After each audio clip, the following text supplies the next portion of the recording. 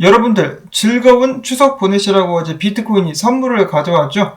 산타클로스의 방문보다 더욱더 깜짝 놀랄만한 상승이 나와주게 되면서 숏을 치고 있었던 숏쟁이들의 뚝배기를 시원하게 말로 홈런으로 넘겨주면서 21,200달러 선까지 상승한 모습이 보여지고 있습니다. 이더리움 같은 경우는 1,700달러 선까지 올라온 긍정적인 기분 좋은 상황이다 라고 볼 수가 있겠는데요. 자, 고향을 방문하시는 분들도 차트를 보시고 아이고 기분 좋다라고 말씀을 하셨을 것 같습니다. 더불어서 달러 개떡락을 보여주고 있는 가운데 미국 증시도 힘찬 반등을 이어갔습니다. 나스닥 2%, S&P 500 1.7%, 다우존스 1.3% 상승하는 등 달러의 약세와 함께 반등을 해주고 있는 미국 증시 분위기가 나쁘지 않다. 기분 좋은 주말을 한번 보낼 수 있을 것 같다라는 기대감을 가져봅니다. 자, 오늘 거시경제 뉴스로 영상을 시작해 보도록 하겠는데요.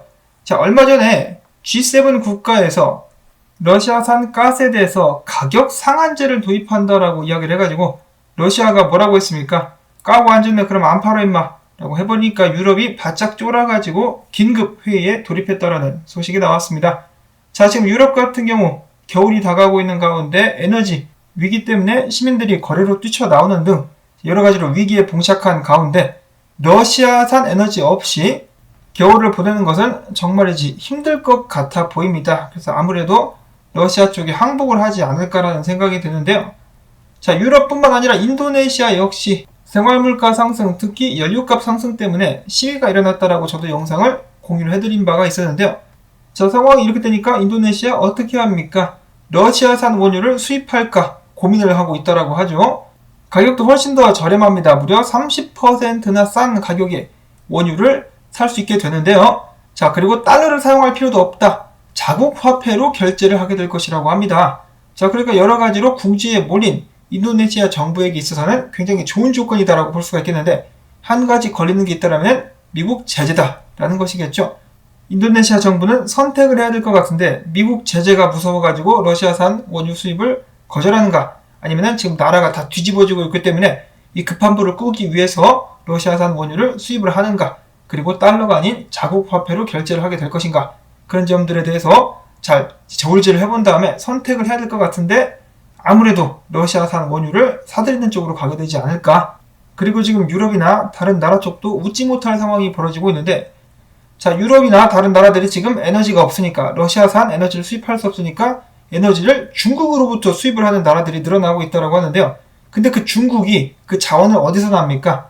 바로 러시아로부터 사죠. 러시아로부터 산 것을 다시 유럽에 판다. 유럽 같은 경우는 우리는 러시아산 에너지를 사용하지 않겠다라고 콧대를 높이고 있으나 결국은 러시아산 에너지를 사고 있는 그런 웃지 못할 눈 가리고 아웅하는 상황 계속해서 이어지고 있다고 합니다. 본격적인 비트코인 소식 넘어가기 전에 어제 비트코인 커뮤니티에서 약간의 논란이라고 하기는 그렇고 이야기거리가 됐었던 그런 부분이 있어가지고 잠깐 공유를 해보려고 합니다. 모건 크릭 캐피탈의 공동 창업자이자 대표적인 비트코인 찬양론자로 여겨졌었던 폼플리아노의 트위터상의 프로필이 변경이 됐는데 비트코인의 떡상을 상징하는 레이저 눈깔도 사라졌고요. 프로필상에서 비트코인 심볼도 사라졌다고 합니다. 아니 이게 어떻게 된 일이야? 폼플리아노가 혹시 비트코인을 버린 것인가 라고 하면서 많은 사람들이 수군수군대고 있는데 바닥에서 비트코인을 외면한 것이 아니냐라는 말도 나오고 있습니다. 자, 과연 폼플리아노는 비트코인을 외면하게 된 것일까요? 업데이트가 나오게 된다면 또 여러분들께 알려드리도록 하겠습니다. 자, 다음으로는 FTX의 창업자 샘 뱅크먼 프리드가 이야기합니다. 암호화폐 시장 최악의 하락은 끝난 것 같다. 쉬, 그런 말 함부로 하는 거 아니야. 너만 알고 있어. 부정탄다. 자, 다음으로 비트코인 3,257개가 코인베이스에서 익명의 지갑 주소로 옮겨졌다고 하네요. 누군가는 계속해서 비트코인을 모으고 있는 것일까? 이어서 비트코인 분석 및 예상들을 보도록 하겠는데요. 자, 비트코인이 2만 달러 위로 단숨에 회복했습니다. 정말 강력한 메로나 한방, 어제 제가 메로나 하나 나왔으면 좋겠다라고 말씀을 드렸었는데 강하게 뚫고 올라오면서 2만 달러를 단숨에 회복을 시켰습니다.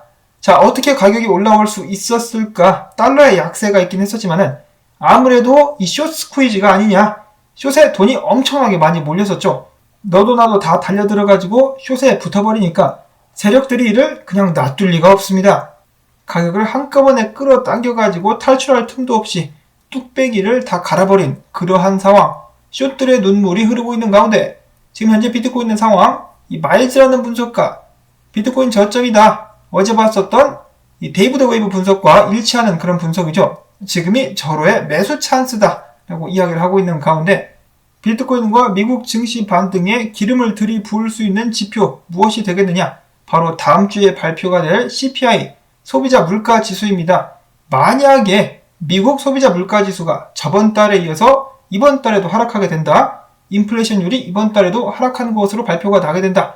그러면 미국 증시와 비트코인이 탄력을 받아가지고 비트 같은 경우는 24,000달러, 이더리움 같은 경우는 2,000달러까지도 상승하게 될 것으로 기대를 해볼 수가 있다라고 합니다.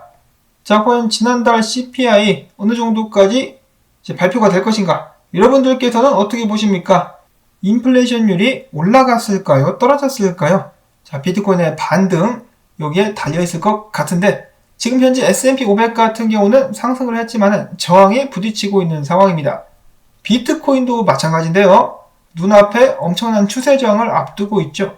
그래서 만약에 S&P 500이 이것을 뚫고 올라갈 수 있다면 비트코인도 추세 저항을 깨면서 지속적인 상승을 보여줄 수 있지 않겠느냐라는 기대감 나오고 있습니다. 자, 지금 꽤 많이 올랐는데 조정 좀 받은 다음에 계속해서 상승할 수 있기를 기대를 해봐야 될 것 같은데요. 만약에 이런 식으로 추세를 깨고 계속해서 강세를 보여줄 수 있다.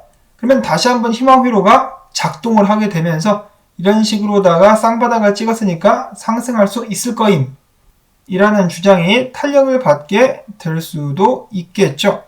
그런데 절대로 간과해서는 안 되는 상황 뭐가 있습니까? 거시경제는 여전히 좋지가 않다. 8월 CPI가 예상보다 낮게 나온다 할지라도 연준이 계속해서 금리를 올릴 가능성 0.75% 이번 달에 올릴 가능성 높다라는 것을 기억을 해야 될 것 같습니다.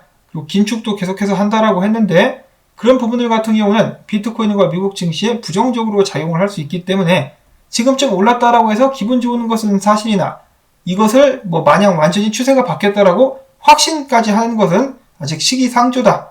연준이 완전히 비둘기가 되기 전까지는 정말 조심해야 된다는 것을 기억을 해야 될 것 같습니다. 자, 그리고 이런 식으로 보고 있는 사람도 있었는데요. 비트코인 22,500달러까지 올라갔었다가 거기가 고점이다.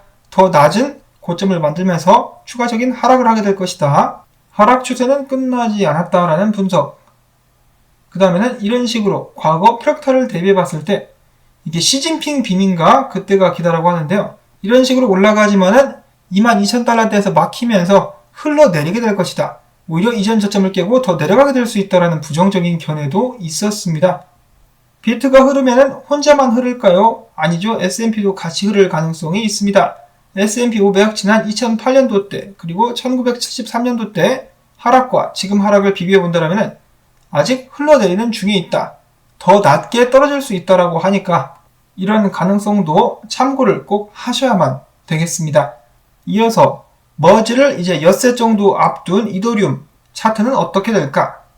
이런 식으로다가 2,000달러까지 마찬가지로 상승할 수 있는 가능성이 있다. 폭의 여지가 남아있다. 추가 상승, 이더리움 추가 상승 가자.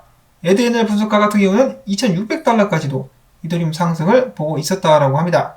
굉장히 지금 분위기가 좋은 이더리움 추가적인 상승을 통해 가지고 암호화폐 시장을 이끌 수 있으면 좋겠다. 바람 계속해서 가져보는데요.